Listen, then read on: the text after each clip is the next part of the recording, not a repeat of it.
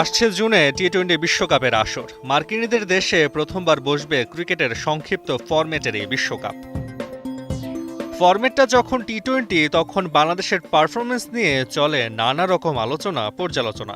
2022 Australia টি-20 বিশ্বকাপে বাংলাদেশের ছিল না বলার মতো কোনো সাফল্য। জয় বলতে 5 ম্যাচে 2, তাও জিম্বাবুয়ে আর নেদারল্যান্ডসের বিপক্ষে। ব্যক্তিগত পারফরমেন্সেও ছিল না আহামরি কিছু। এখন প্রশ্ন উঠতেই পারে, তাসমান পারের বিশ্বকাপ নিয়ে কেন এত আলোচনা?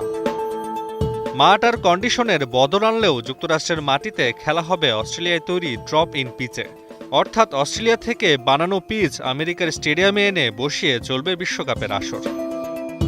তাই শেষ বিশ্ব আসরের পারফরমেন্স নিয়ে তো কাটাছেঁড়া হতেই পারে। টি-20তে ব্যাটারদের প্রমাণের অন্যতম জায়গা ছক্কা মারার সক্ষমতা। সেখানে গেল বিশ্বকাপে নেই আশানুরূপ কিছু।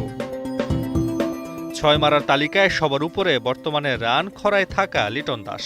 এর পরের নামটা 3-6 মারা সৌম্য সরকারের। এছাড়া তালিকায় থাকা ব্যাটারদের মধ্যে নিয়মিত একাদশে খেলাদের মধ্যে রয়েছে শুধুমাত্র বর্তমান অধিনায়ক নাজমুল হোসেন শান্ত।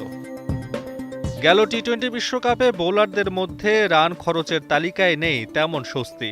1 ম্যাচ নাসুম আর 5 ম্যাচে 6-এর নিচে রান দিয়ে মুস্তাফিজ ছাড়া বাকি সবাই প্রতি ওভারে রান দিয়েছে 7-এর উপরে। অস্ট্রেলিয়া বিশ্বকাপের পর বাংলাদেশ দল এখন পর্যন্ত টি-20 খেলেছে 17টা। এর মধ্যে জয়ের পাল্লাটা বেশ ভারী। যদিও বিশ্বকাপ মিশন শুরুর আগে টাইগাররা খেলবে আরও বেশ কিছু ম্যাচ। বিশ্বকাপের পর বাংলাদেশের ব্যাটারদের মধ্যে লিটন শান্ত ছাড়া তালিকায় সেরা 5-এ থাকা কেউ পায়নি 50-র দেখা।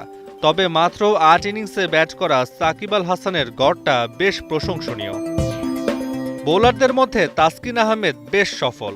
11 ইনিংসে 20 উইকেট ঝুলিতে এই স্পিডস্টারের।